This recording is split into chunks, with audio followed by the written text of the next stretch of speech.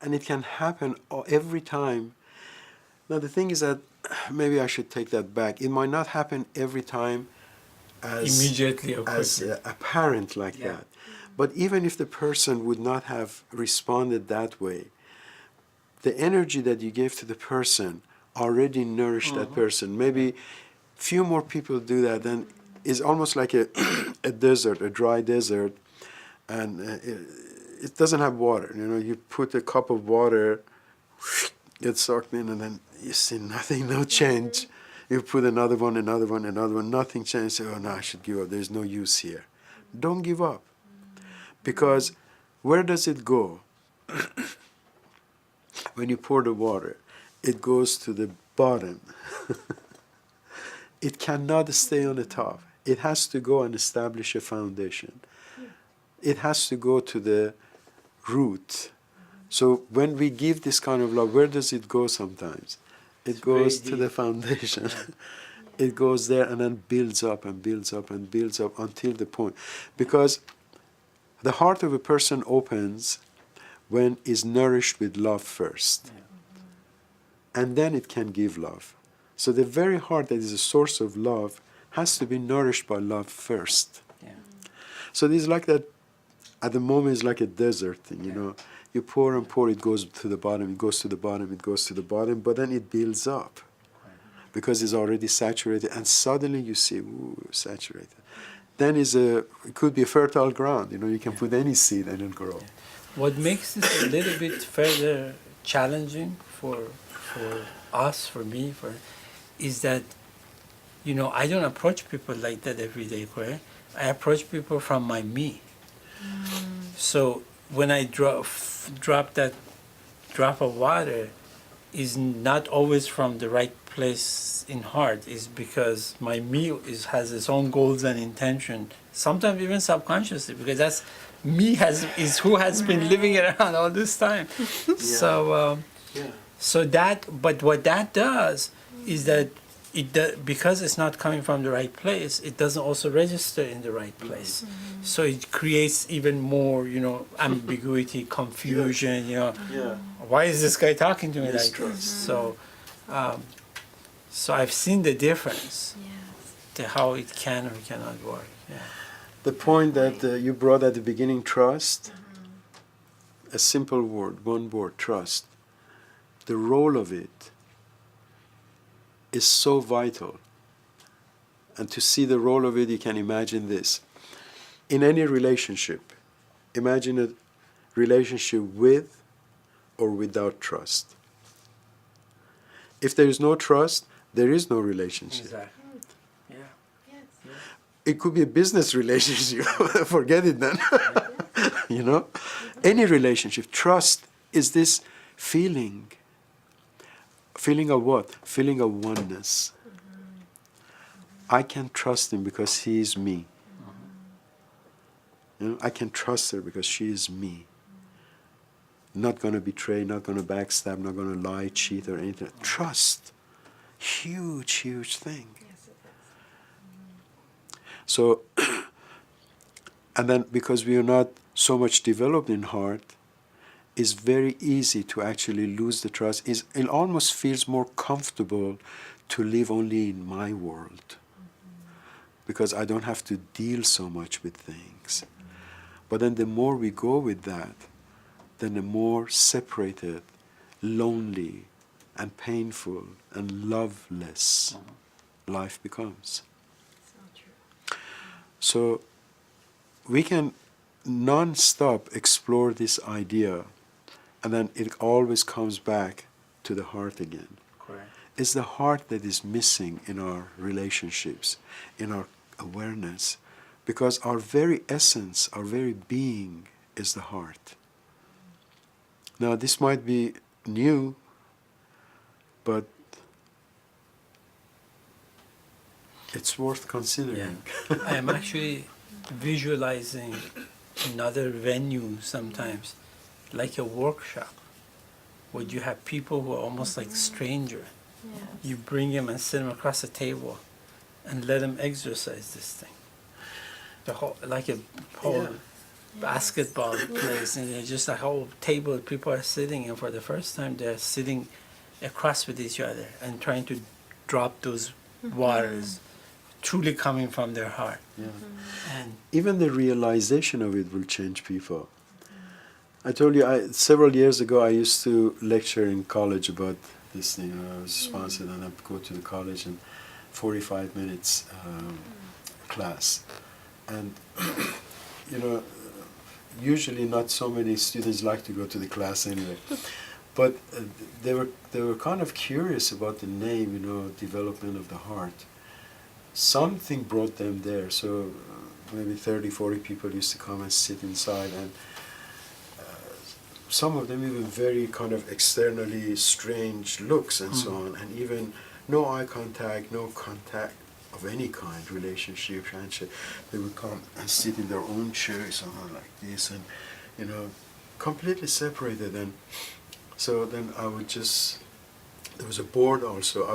I would actually write down on the board about the heart, and then lines of first level, second level, and then by the time I was through the child realm and then getting to the sibling, you could see that these people suddenly, they start looking, and then afterward looking at each other to see if everybody's paying attention, and then suddenly becoming comfortable, and then sitting like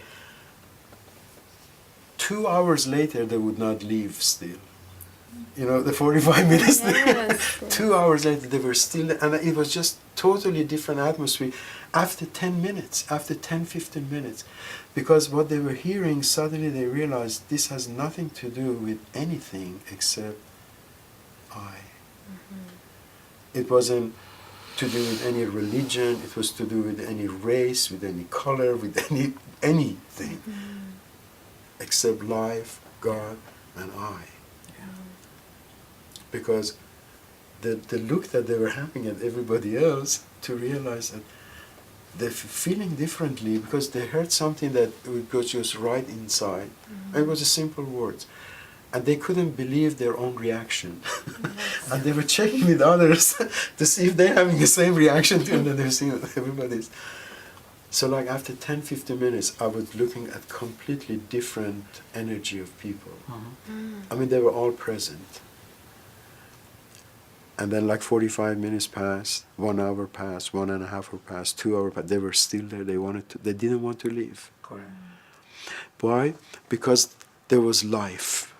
And there was oneness, there was connection. They were not looking at each other anymore as somebody else. It's almost unconsciously feeling the oneness. Because one of the things, excuse me, which was almost a conclusion of all the talks and things, that we need to grow in our hearts.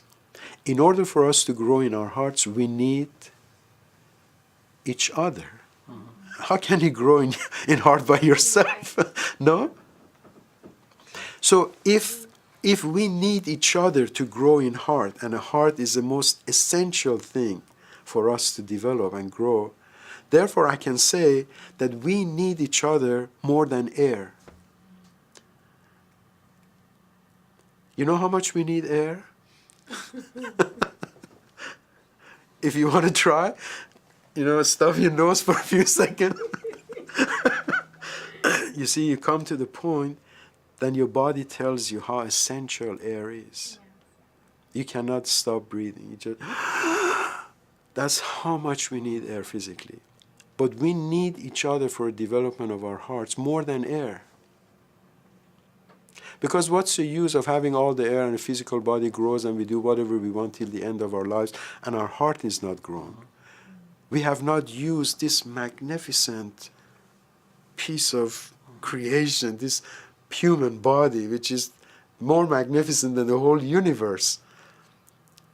Not only we haven't used it for the right purposes, we wasted all this period called life.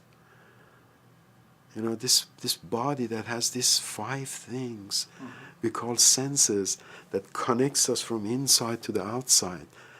It allows us things to come in. We see, we hear, we feel, we smell, we taste. It's just incredible. It's just why is it that we lose sight of this magic that is happening right in front of us every second? And then our minds take us to so many false places. And then I can say that even when we are in the false places, even our senses are not working anymore. We think we see, but you won't believe how little we see. You can't imagine how little we hear even. Because our senses are not designed to work for false images. They are a magnificent pieces of design. You know, human eye is far more magnificent than all the cameras and whatever it is in the world put together. And not only it sees and so on, it actually translates into something else and makes a meaning. What is that? No, you see, and this is all physical thing. This magnificent, bigger than universe thing is created called physical body of a human being with these senses. Not talking about feelings and emotions and the magnificent functions inside. All of that, in order that we go through this short period called life, physical life, to develop our heart, to become mature in heart. So there is nothing more essential. You know, the shift that we have to have in our consciousness is actually to see the priorities of life, to see what matters every moment of life. We can still do whatever we do. We all have jobs and things we have to do, that's right. But everything that we do has to be done from the place of being of the heart. Because otherwise we haven't lived. Literally we haven't lived. And why do we think we are alive? Because we've mistaken the life with the physical body. We think that because I'm physically alive, I am alive. That's two different things. Physical body is alive by itself. You have nothing about, okay, you know, you're not even breathing. No? We don't breathe. The body breathes even by itself. What do we do for a body? Nothing. We just feed it. What else? If you're kind, you wash it and clean it or something like that. But everything else is already designed. It does it by itself. How magnificent. Oh, I mean, it's indescribable. It's unimaginable, the magic of the design of this. That's why it's bigger than a universe. More magnificent, more complex than the entire universe. One human body. And there are billions.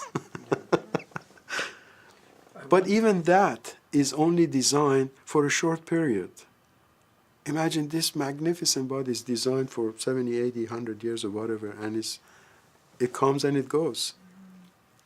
So to get stuck in it, to be fascinated by it, to be centered on it, is the most foolish thing of all things to do. Is the most waste of life, of all the mistakes. It comes and goes. But it has a reason, it's a vehicle. You get a good car, you want to go from point A to point B, you better start driving. You can't just sit down and appreciate the car. Instead, be fascinated by the beauty of the car. You better drive. You have to get somewhere, you know? And so it is with life. Yeah, there's a reason for it. Yeah. This thing does exist for a reason. The senses exist to take in certain experiences, because whatever experience we take in grows our heart, grows our inside. We call it whatever, soul, spirit, any name we want to put it, doesn't matter. The important is that whether we use it in a right way. So not to be material-centered, body-centered. You know, people get so much fascinated by their own look. They just can't stop, you know, improving and improving and improving. And then just look at your picture between now and 10 years ago, 20 years ago, and you see that that's a prison. That's not who you are. this body is a part of this mind-constructed me, body-centeredness. It's part of it. To become free of that is one of the greatest freedom, and it's also not difficult.